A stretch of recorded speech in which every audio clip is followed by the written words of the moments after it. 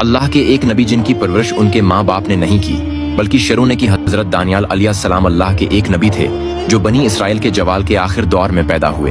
बादशाह ने यहूदा के बादशाह से जंग का ऐलान कर दिया और क्योंकि हजरत दानियाल अलैहिस्सलाम यहूदा खानदान से थे, उनकी जान को भी खतरा था, इसलिए उनके वालिदैन ने हजरत दानियाल अलैहिस्सलाम को जंगल में छोड़ दिया।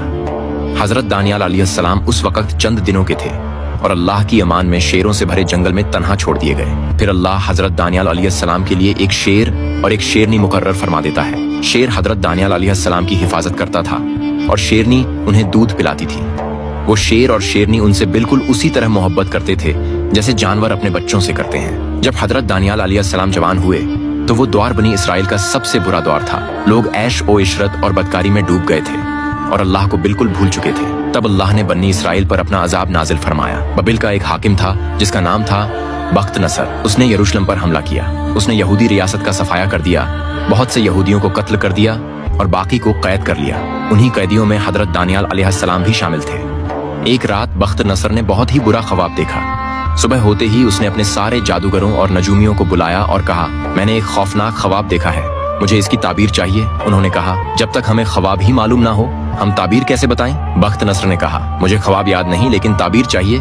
3 दिन देता हूँ वरना सबके सर कलम कर दूंगा। ये बात महल में फैल गई और हजरत दानियाल अलैहिस्सलाम तक भी पहुंच गई। उन्होंने एक आदमी से जो महल में आता जाता था कहा, क्या तुम बख्त नसर को मेरा पैगाम दे सकते हो कि मैं न सिर्फ उसका ख्वाब जानता हूँ बल्कि उसकी ताबीर भी?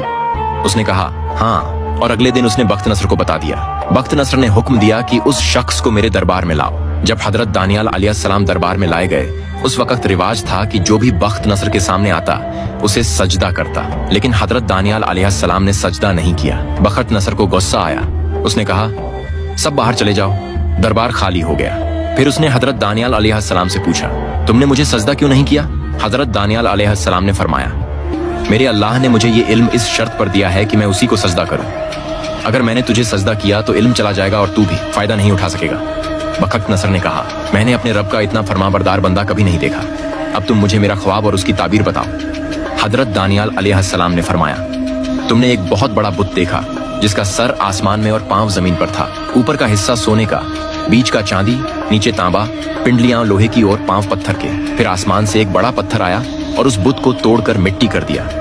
वो पत्थर बड़ा होता गया और पूरी जमीन में फैल गया। बख्त नसर हैरान रह गया और कहा, हाँ, मैंने यही ख्वाब देखा था, अब ताबीर बताओ।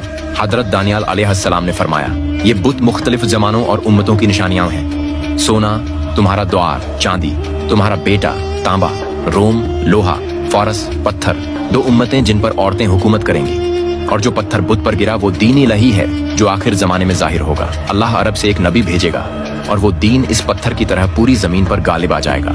हजरत दानियाल अलैहिस्सलाम की ये सब बातें सुनने के बाद बख्त नसर ने कहा कि आज तक किसी शख्स की बातों ने मुझ पर इतना असर नहीं किया और मैं समझता हूँ कि इस दरबार में तुम मेरे सबसे ज्यादा मुखलिस हो, इसलिए मैं तुम्हें अपने सबसे खास बंदों में शामिल करता हूँ। अब इस वाक़े के कुछ ही अरसे बाद बख्त नसर को फिर से परेशान करने वाले ख्वाब आने लगे और जब इन ख्वाबों का जिक्र बख्त नसर ने हजरत दानियाल अलैहिस्सलाम से किया तो हजरत दानियाल अलैहिस्सलाम ने फरमाया कि तेरी हुकूमत सिर्फ उसी सूरत में कायम रह सकती है जब तू अल्लाह की हुकूमत को तस्लीम करेगा।